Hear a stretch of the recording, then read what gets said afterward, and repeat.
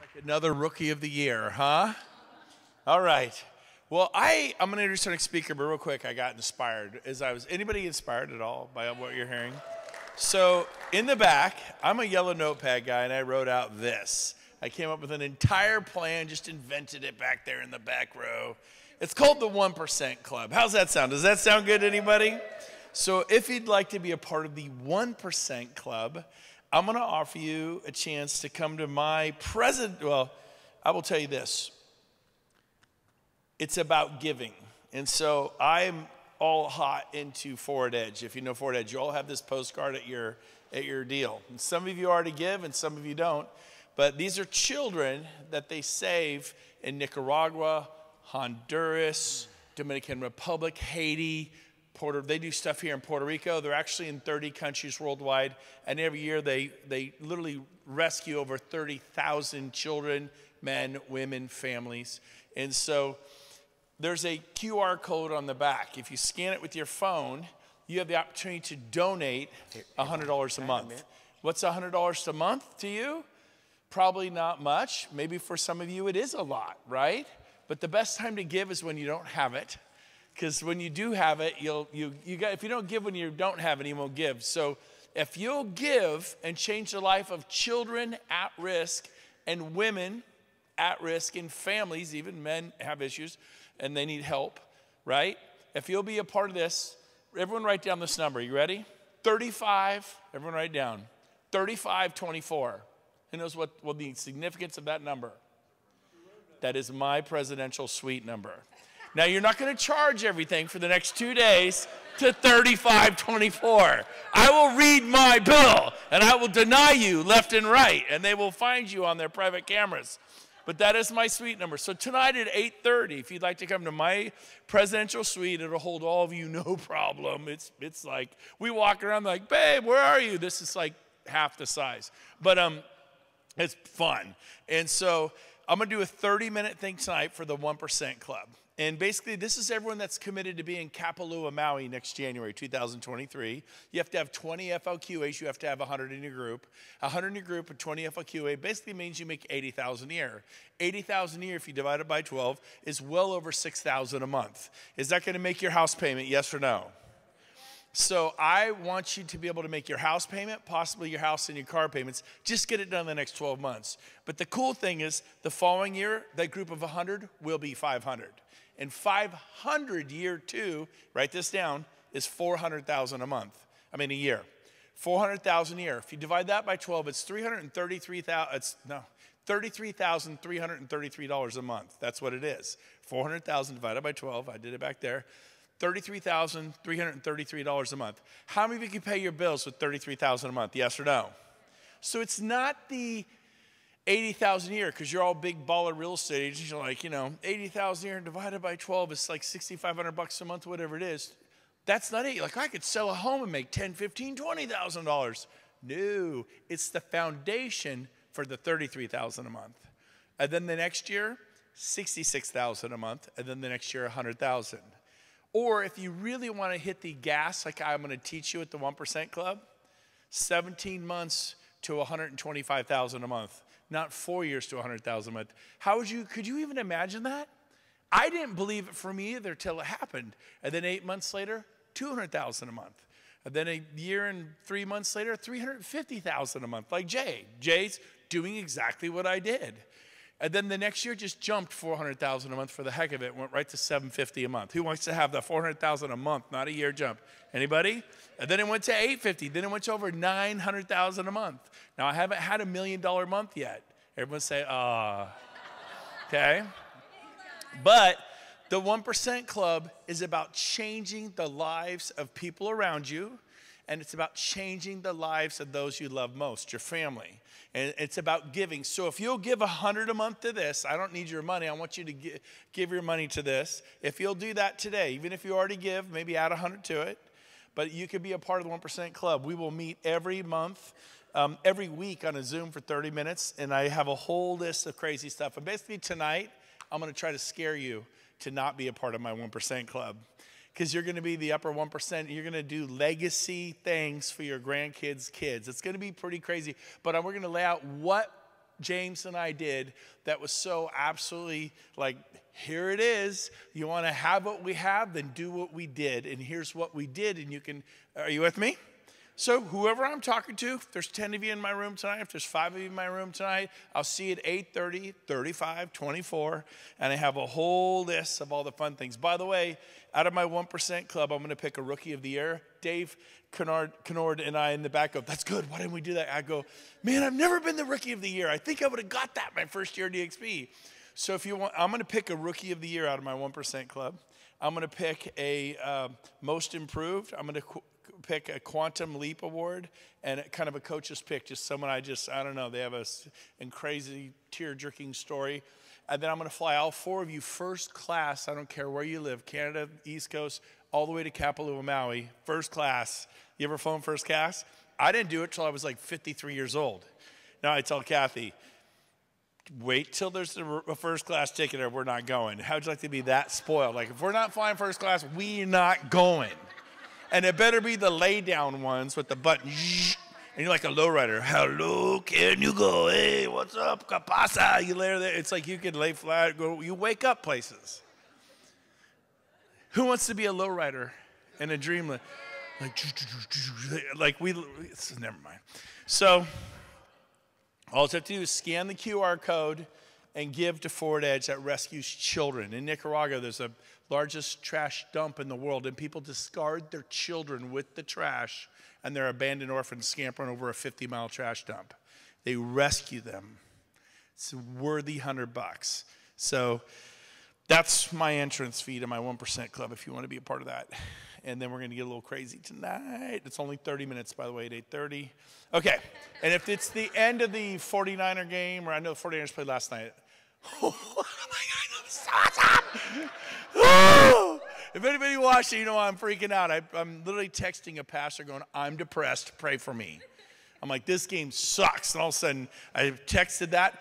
Boom, boom, boom, we won! It was like crazy. I thought there was no way. Okay.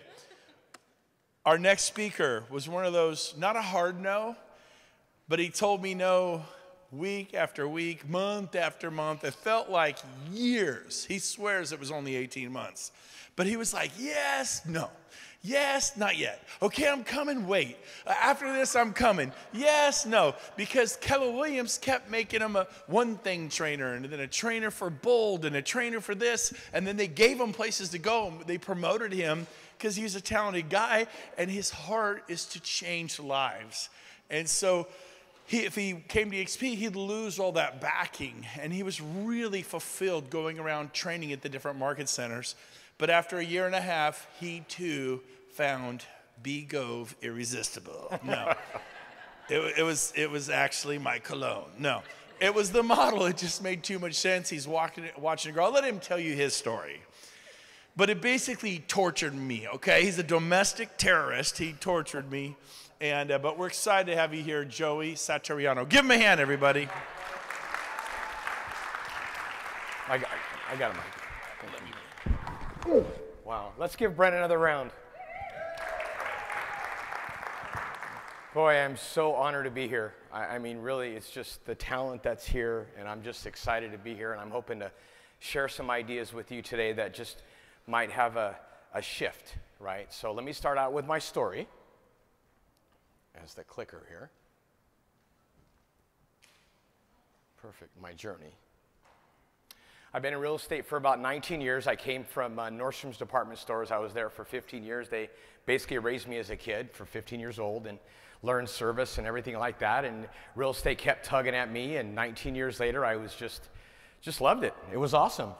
And then it started getting burned out. You know, I started out with Remax, me, 90 pounds, a little more. I'll tell you a little more about my story. But I started out with Remax. I was there about 5 years. My production got to around 3 million, and Keller Williams just kept knocking on my door. And Brent doesn't even know this, but I went to Keller Williams because Brent went to Keller Williams.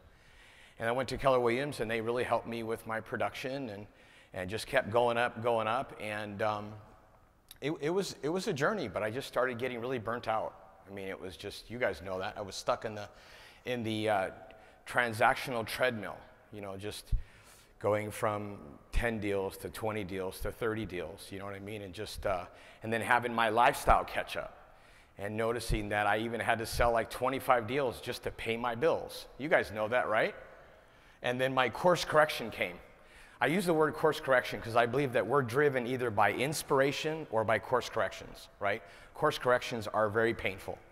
You know, for me, my course correction was, you know, after selling 133 homes in 1 year, it was the most money I ever made, right?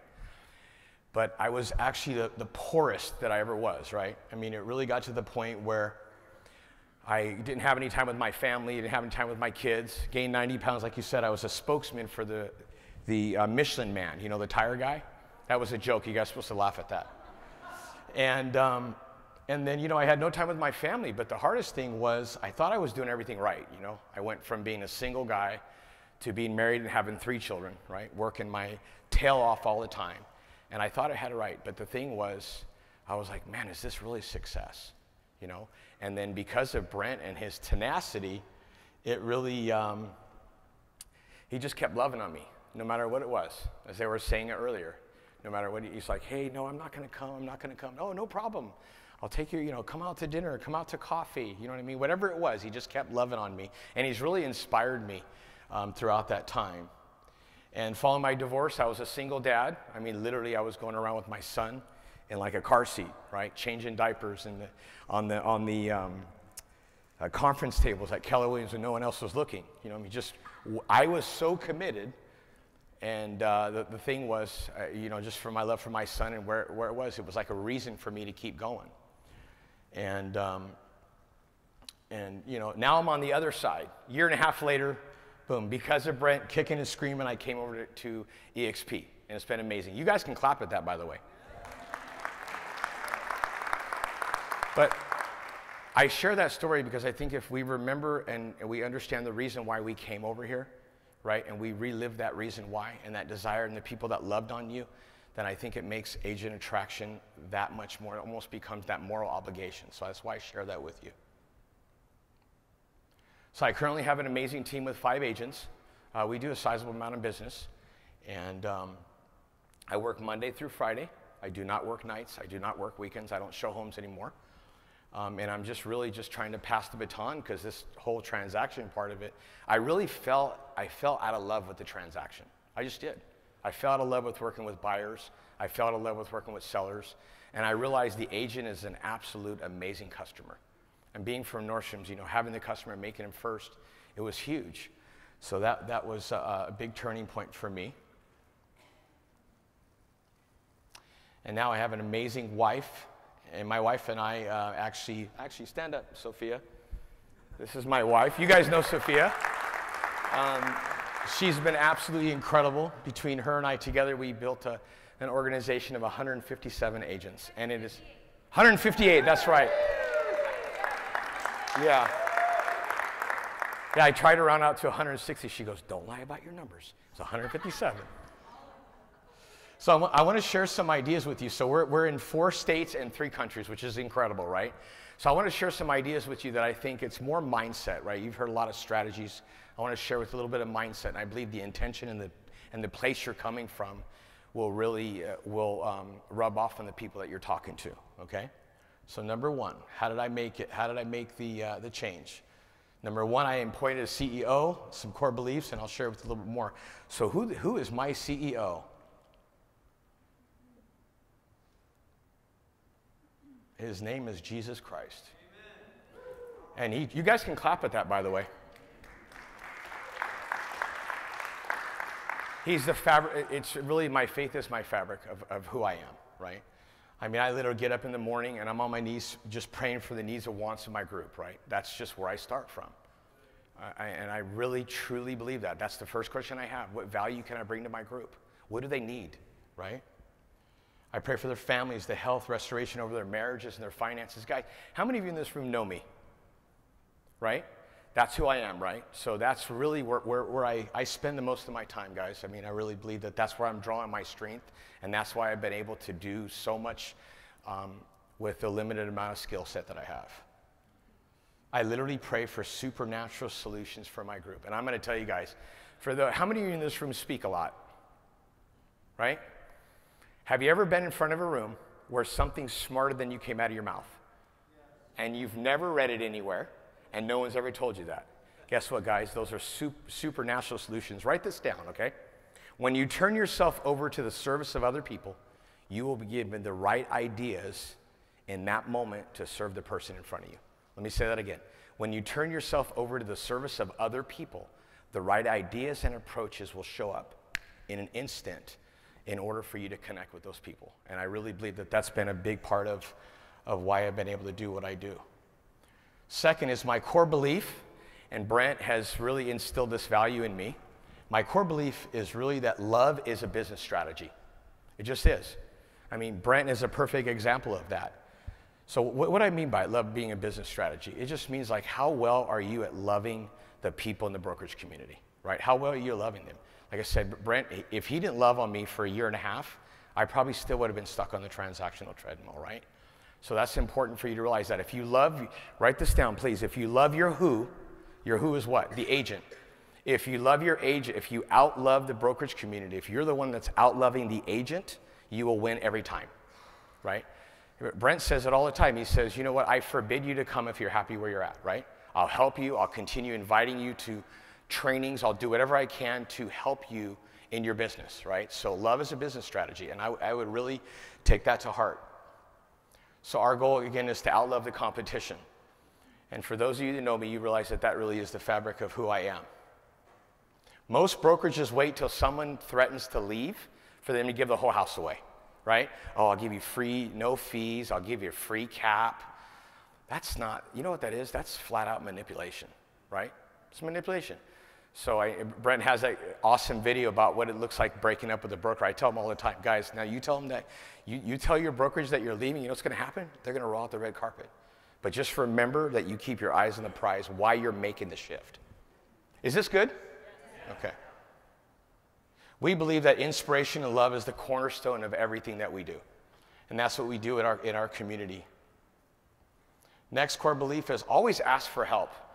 I am blown away. Every time I call Brent, I ask for help, he's there, right?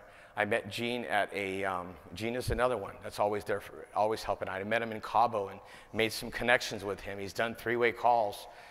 And I just always ask for help, guys. You're not doing this alone. Matter of fact, if you're not succeeding where you should be succeeding, it's because you're not asking for enough help, okay? More successful I become, I realize that I actually need more and more help. I want to take a moment to really, for us all to give Brent, James, Rob, and everyone to put the event on. Let's give them a warm hand.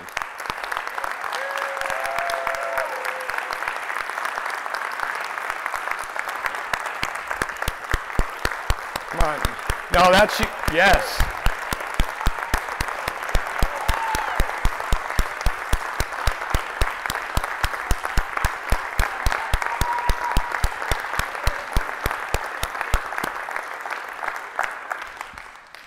Thank you, Brent, James, Rob, all of you for what you've done and how much you've supported me. You've absolutely changed my life.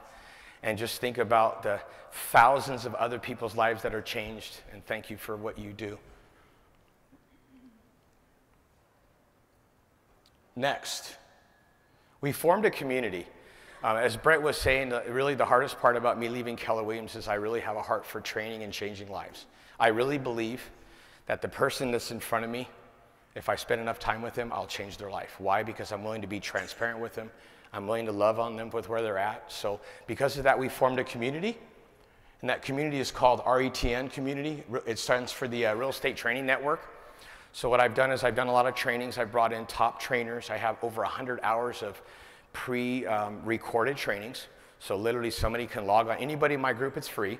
They can log on. They can print a full manual, fill in the blank manual, and they can watch it in 30-minute segments. And I do that, and that's to support struggling agents, new agents. We also have a lot of top producers, so we do have listing success, buyer's mastery, not to replace what EXP is doing, but to add my personal value, and it really has made a huge difference. Annual events. I went to a mastermind with Brent. They did it. It was a Tahoe Mastermind in Donner. I literally left that training and I told Sophia, we need to do a training.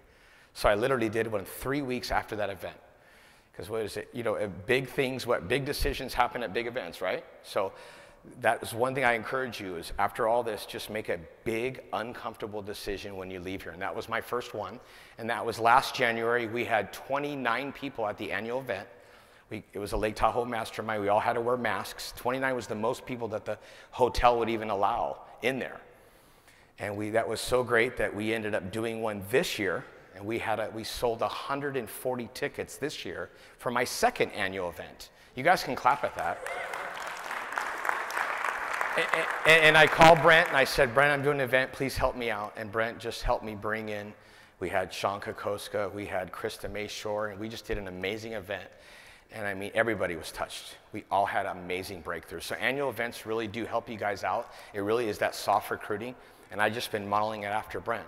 Obviously 140, and he had 6,200 in Dallas. I still got a long way to go, but I'm on my way. So annual events are really important because it helps with retention.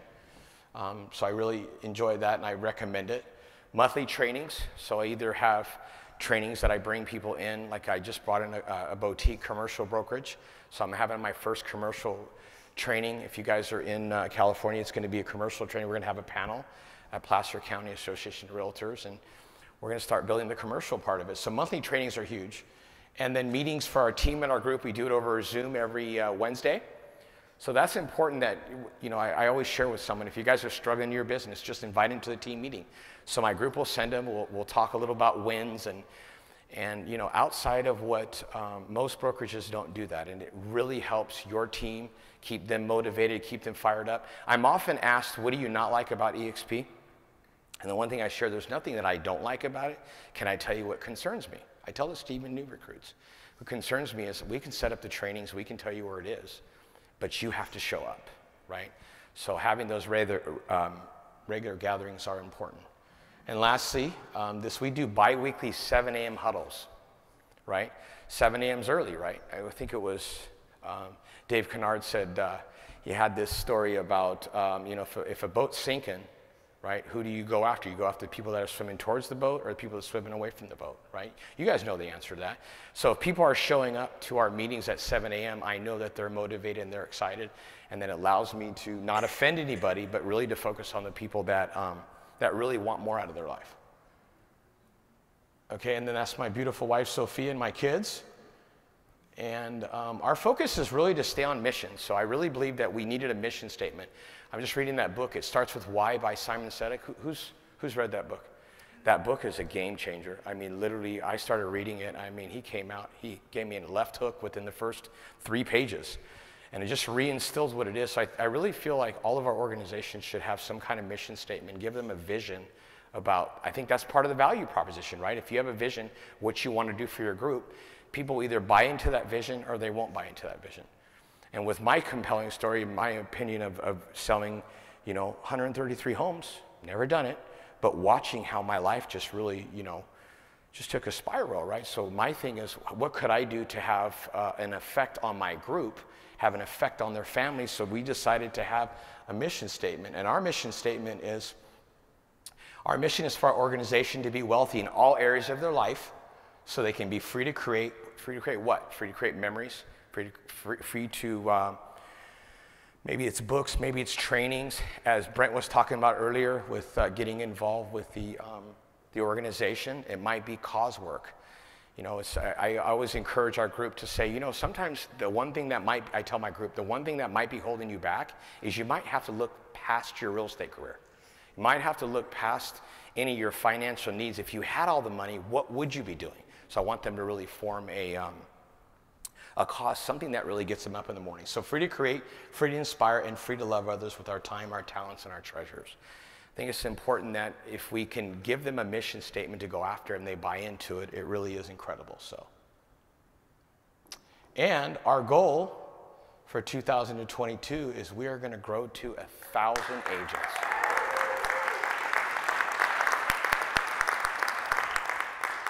So, any questions? Awesome. Oh, please. When is the commercial event you're putting on at PCAR? It's February 17th. And yeah, we're going to have like 6 panelists. And we're really going to give tools to the residential agent, where it's called expand your business through commercial real estate. We're going to give them like some competencies on how to have conversations about what it would look like getting into commercial. And obviously I'm helping my commercial agent that I brought on board. He's going to have 4 non-EXP agents on the panel. Give him a stage, right? Anyone else? Chuck, I'll get you more information about that. Please. You have a question? Can you share some numbers of how you're going to reach those 1,000 agents? One more time, buddy. Can you share some numbers of how you're going to reach the 1,000 firms, like time and generals wise? You know, my organization grows from 8 to 11 people every month. And I hired a coach, and he said I need to get to around 21% growth rate every month. And that really, the first thing I'm going to do, I was just telling this to Sophia, is I want to rent a beautiful yacht in Lake Tahoe, and I want to bring all my leaders on it, the people that are really, going after it. And I really want to start pouring into them and just really building plans. One of the, and also promoting events. After every single one of my trainings, my huddles or whichever, I'm always promoting the events. Don is just, it was great to hear his story today. I saw him at the airport and I said, Don, what would you do differently, from this last event? What did you take from it? And he said, just inviting more people to events. So it's just a soft recruiting. What Brent teaches, let the people sponsor the people. So anyone else? Well, guys, thank you so much for your time.